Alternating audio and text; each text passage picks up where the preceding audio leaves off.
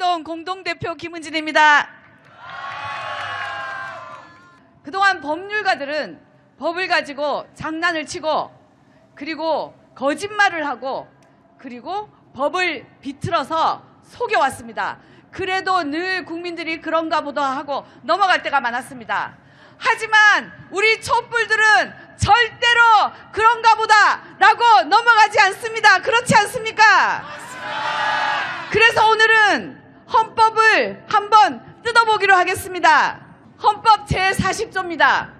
입법권은 국회에 속한다라고 정해져 있습니다. 국회가 지금 전담 재판부에 관한 법안을 발의해서 올렸습니다. 자, 이거 법안을 만들어서 발의해서 올리는 거 당연히 누구의 권한입니까?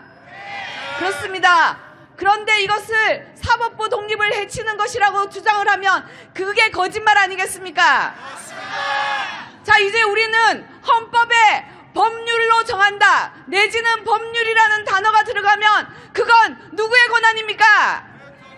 그렇습니다. 국회의 권한입니다. 그것을 가지고 국회의 권한이 아니라고 말하면 그 사람이 거짓말을 하는 겁니다. 101조에 있습니다. 3항에요.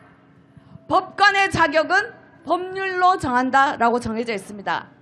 누가 법관을 할 수 있는지는 법으로 정합니다. 그럼 누가 정하는 겁니까? 그렇습니다. 국회가 정하는 겁니다. 헌법에 그렇게 정해놨습니다. 그런데 지금 현재 전담 재판부 법안 올라온 거에 따르면 이 전담 재판부의 법관을 누가 선출하도록 되어 있냐면 법무부에서 추천한 사람 1명, 그 다음에 법원의 판사회의에서 추천한 사람 4명, 그리고 대한변호사협회에서 추천한 사람 4명, 이렇게 9명이 후보를 추천하도록 되어 있습니다. 그리고 이 후보는 지금 지방법원, 고등법원 두 법원에 각각 3개의 재판부 3명, 9명의 영장 전담 판사까지 해서 총 20명의 법관을 이 후보 추천위원회에서 20명 단수 추천을 합니다. 단수 추천을 하면 이 단수 추천하는 것을 대법원장이 임명하도록 되어 있는데 여기서 문제는 이 후보 추천위원회가 다수결로 결정한다는 겁니다. 자, 총 9명 중에서 법무부 1명, 판사회의 4명 있습니다. 이 5명이 자기들 마음대로 하겠다는 거 아닙니까? 이런 법안 받아들일 수 있습니까? 절대 안 됩니다. 이런 법안이 바로 우리가 뭐라고 하는 겁니까? 죽 써서 개 준다고 하는 거 아니겠습니까? 그래서 이 법안은 절대 받아들여서는 안 됩니다. 그럼 이 재판부의 국민의 요구를 어떻게 반영할 것입니까? 법원조직법에는 국민의 기대와 요구에 부응하라고 법으로 정해져 있습니다. 법원조직법 42조에 있습니다. 42조 4항에 보면 판사를 정할 때는 성별, 연령, 법조 경력의 종류, 기간, 전무 분야 등 국민의 다양한 기대와 요청에 부응하기 위한 사항은 적극 반영하여야 한다라고 되어 있습니다. 하여야 한다. 즉 강제라는 겁니다. 무조건 해야 되는 겁니다. 그러니 국회가 법관을 선출하는 것이 가장 정당한 거 아니겠습니까? 자, 그래서 이 대목에서 구호 한번 외치고 가겠습니다. 전담 재판부 법관은 국회가 선출해라. 그래서 우리 촛불이 제안합니다. 국회의원들이 후보를 추천하고 국회 본회의에서 그 추천한 전원을 찬반 투표를 진행한 후에 다득표 순으로 법관 후보를 선출하기를 제안합니다. 그래서 이것을 반드시 법으로 정하도록 해야 하겠습니다. 헌법 제102조에는 제1항에 대법원에 불을 둘 수 있다라고 되어 있습니다. 지금 올라와 있는 내란전담 재판부 법안에는 중앙지방법원과 고등법원에만 재판부를 설치하고 대법원은 지금 현재의 대법원에게 상고심을 맡기고 있습니다.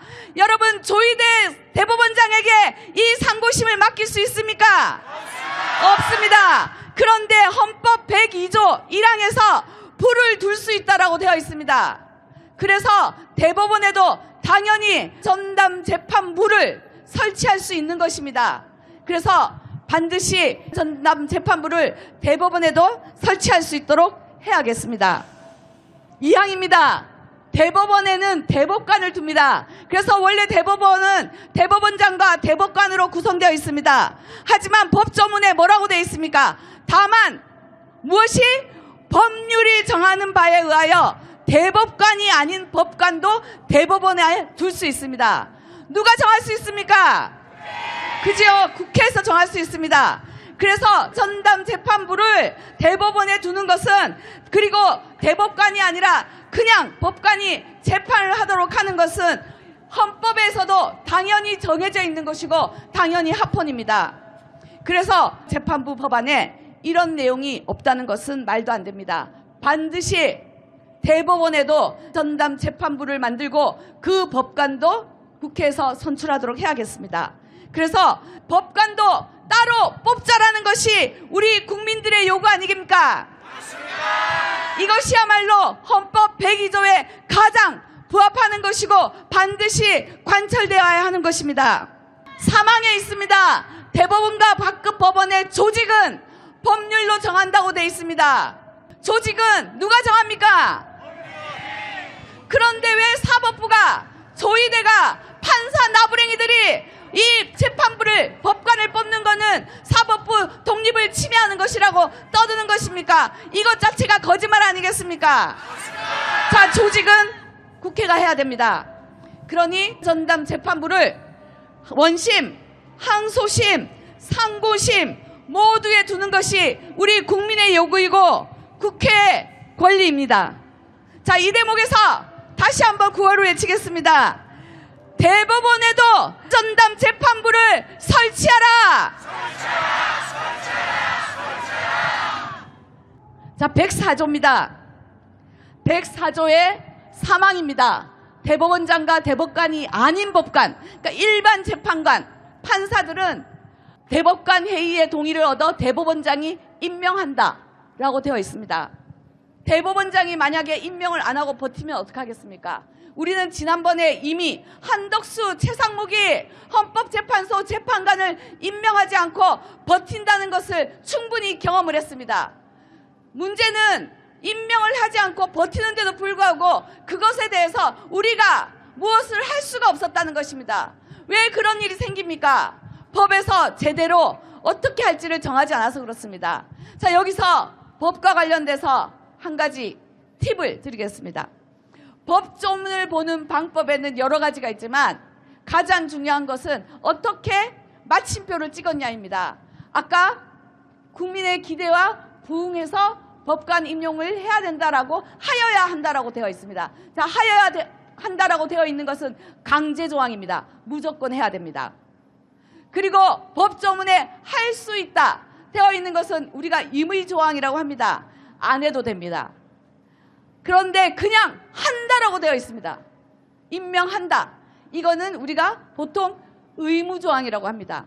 의무조항은 의무이기 때문에 해야 됩니다. 하지만 아시다시피 공무원들이 자신들에게 주어진 의무를 이행하지 않아도 우리가 쉽게 처벌할 수가 없습니다. 왜 그렇습니까? 의무를 이행 안 하면 의무를 이행 안 한 거에 따른 다른 법에 의해서 처벌을 위한 징계 절차를 밟거나 고발, 고소 절차를 밟아서 재판을 하거나 여러 가지 절차가 많기 때문에 그렇습니다. 그래서 공무원들이, 특히 고위공직자들이 의무사항이 있음에도 불구하고 지키지 않는 겁니다. 피할 구멍이 얼마든지 있기 때문에 그렇습니다. 그래서 이 임명한다는 의무조항만으로는 부족합니다.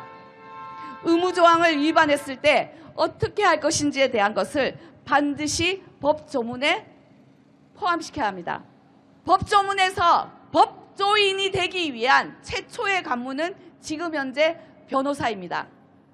그래서 법관의 자격, 법원조직법에 보면 법관의 자격에 변호사인, 계속 변호사라고 쓰여져 있습니다. 자, 그 첫 관문인 변호사가 변호사로서 영업을 하기 위해서는 반드시 대한변호사협회에 등록을 하도록 되어 있습니다. 등록을 못하면 변호사 못합니다. 그런데 만약에 대한변호사협회가 등록을 안 받아주면 어떻게 되겠습니까? 그래서 변호사법에는 당연 등록 조항이 있습니다. 일정 기간이 지났는데도 대한변호사협회가 등록을 받아주지 않으면 자동 등록으로 인정이 됩니다. 그러면 그때부터 변호사 업무를 할 수 있는 겁니다. 법관도 이런 자동 임명 제도를 반드시 넣어야 합니다. 그래야 대법원장이 임명을 안 하고 버텨도 자동 임명을 통해서 그 법관이 내란 전담 재판부에서 재판을 진행할 수 있도록 해야 되지 않겠습니까? 자, 그래서 이 조항은 반드시 새롭게 들어가야 할 조항입니다. 이 대목에서 다시 한번 구호를 외쳐보겠습니다. 제가 대법원장이 임명 안 하면 이렇게 말을 하면 여러분은 자동 임명 이렇게 답해 주시기 바랍니다. 대법원장이 임명 안 하면 자동 임명! 네, 이제 오늘 이 전체적인 것을 다시 한번 마지막으로 정리를 해보겠습니다. 국민들이 요구하는 것은 딱 세 가지입니다. 첫째, 모든 법원, 대법원까지 특별 재판부를 설치하라는 것입니다.